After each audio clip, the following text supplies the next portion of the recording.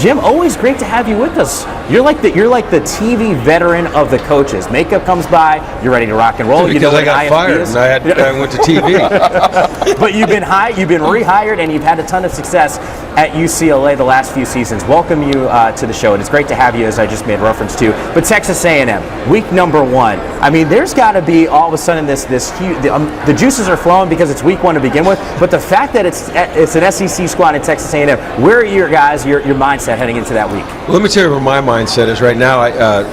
Mark Dellens, who's in charge of scheduling, came up to me about 4 years ago. He says, "Hey, you want to go to have a home-and-home with Texas A&M? We'll go there in 2016." I'm like, "Well, yeah." And I told him yesterday when I saw him, I said, "Why didn't you grab me and shake me and say, no, you don't?" But no, I truly, we're looking forward to the challenge. We really are. I mean, as you guys know, the young men in this conference love to compete, and they want to measure themselves against the best. And so what better way to start the season than going to Texas A&M in front of 105,000 screaming fans and playing a great SEC team in Texas A&M. So we're fired up about it. Jim, the most wins in 4 years for any UCLA head coach. Congratulations. I read where you're going to a more traditional offense. When I think of traditional offense, old school, I think of a quarterback under center, 2 backs, and a tight end in the D area next to the tackle. Is that what we're going to see more of? You'll see some of that, not exclusively, but we want to. I think, Nick, as you know, that what coaches try to do is they look at their talent, the skill sets of their players, and they try to put those guys in a position to accentuate those talents and play their best football. And so that's what we've done. We've looked at our players, starting with our quarterback, and said, okay, how can we best utilize what he does well? And for us, it's to go to a little bit more of a traditional type offense at times. We'll still spread the ball out or spread the field, with 4 wide, 5 wide receiver formations, but we want to get Josh under center. We can do some more play action stuff. We want to be able to force a team to load the box because we've got a 2-back run game with, as you said, a D area tight end in there where we can get some one-on-ones on the outside. I can tell you the one thing that we're not going to do is we're not going to take the ball out of Josh Rosen's hand and become, a Veer or Wishbone team. We're going to let him sling it down the field. Speaking of Josh, obviously one of the most gifted players in the entire country. How has he developed, and how have you helped him develop off the field? Obviously a lot has been made of his remarks, whether it's social media, etc., but you've known this guy since he was a teenager, and clearly with your experience in the league, you have a lot of context. Curious how you've shaped this young man. Josh is a very intelligent guy, and you need to put him with people that can challenge him. He's going to question everything. He wants to dig down, and he doesn't question in a condescending way. He's very interested. So, we've had him meet with Russell Wilson. We've had him meet with Troy Aikman. We've had him meet with the Mannings. I'm still trying to get Tom Brady to meet with him. I think these are examples to him of how you do it the right way, how you become a professional, how you prepare, how you present yourself, how you act as a leader, what your work ethic needs to be, what your mindset needs to be. And so putting him with guys like Russell and Peyton and Eli and Tom and Troy, I just feel like that there's going to be lessons that he learns, things that sink in, things that resonate with him that'll help him become a better man, a better person, a better player, a better leader. What does he say to you after those meetings? I can't imagine. That's got to be awesome. I mean, he's still a young kid who's admired all those players. I don't necessarily download with him. I think that those discussions that he has with those guys are his business. And what they say to him is between them. I'll ask him how'd it go, and he'll say it went well. But I don't get in depth with him. That's his business. And I know all those guys, and I trust them, and I trust that the advice that they're giving Josh is the correct advice. What's the evolution that you want to see in his game? Is it more what's happening on the field or more what's happening off the field with him?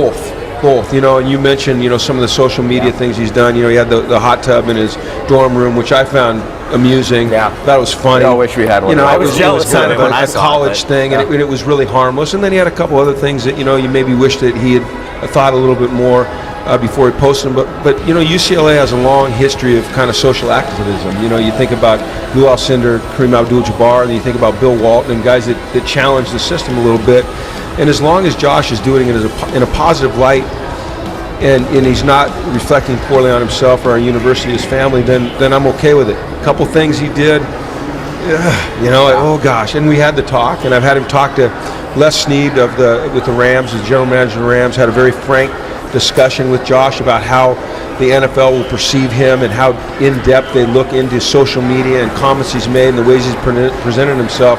So as much as I can, I just want to get him around people that can help him develop into the potential that we all see. How challenging is that, though, for you? Because you have experience at the NFL level, you have experience at the collegiate level as well. You know, professional athletes, they've grown up, they're more mature. People forget. We see football players on Saturday, they're still kids in a lot of ways. How do you help allow them to shape their own message, and yet at the same time go, hey, think before you hit that send button? Yeah, well, think twice, act once. I mean, it's a simple phrase. Think twice and then before you act, because once it goes out, you can never get it back.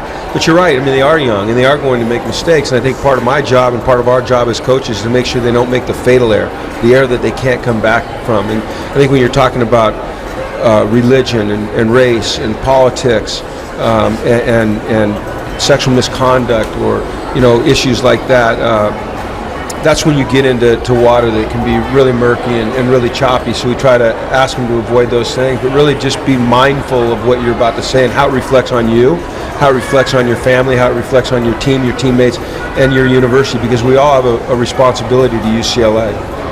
I'm curious, Jim, moving on, I know you have a good secondary coming back, but I see Ishmael Adams is moving to wide receiver, an all-league DB, and I know selfishly being an old defensive guy that I like those corners over there with me, and the more I have, the better I am. But he's moving offense. He is, Nick, and I'm a defensive guy as well, as you know. So sometimes those moves aren't easy to make. When you look at your team, you say, okay, how can we best position our players to help us as a team become successful? It was very obvious that we wanted the ball in Ishmael's hands. He's a dynamic runner with the ball in his hands. We've seen it as a returner. We've seen it after interceptions. And now we're going to be able to design plays where we can assure that the ball gets in his hands in space where he can make things happen. He'll also be our primary return guy. He's really a great returner, and we'll use him on defense. At this point in his career, in his development, it's his 5th year here. He's mature, he's smart, he knows our systems, he understands the complexities of the game and the demands of the game. We can use him on both sides of the ball. Coach, on defense last year, injuries were tough, right? Each layer, took one of your top players, if not your top players. But you get Eddie Vanderdoes back. You get Fabian Moreau back. Yeah. When you look at this defense, then attack McKinley. He just looked awesome in spring ball. Yes. How excited are you for this side of the ball? I'm excited about our defense. I really am. We changed our structure a little bit, more of a 4-3 system up front, which is, we played about 50% of that in nickel anyway, so it's not unfamiliar to us. But once again, our personnel best fits what we're going to be doing this year. I think that we've made some minor tweaks, not major wholesale changes. Our players have a great feel for it, and I'm excited about that defense. I think that defense can be really, really good. Once again, we need to stay healthy.